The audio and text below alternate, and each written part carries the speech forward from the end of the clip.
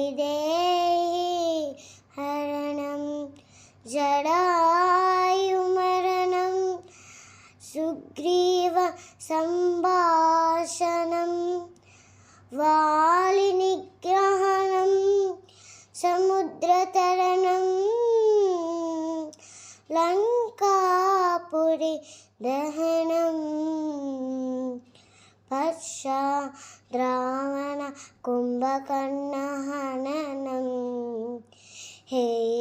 एतदि रामायणं श्रीरामायणं भजे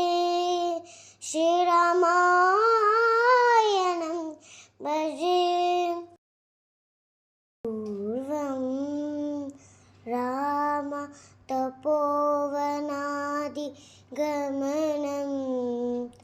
हत्वा मृगं काञ्चनं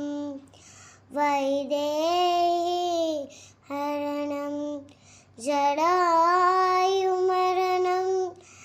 सुग्रीव संभाषणं वालिनिग्रहणं समुद्रतरणं लंकापुरी दहनं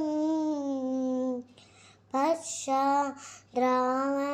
कुंभकर्ण हननं हे एतदि रामायणं श्रीरामायणं भजे श्रीराम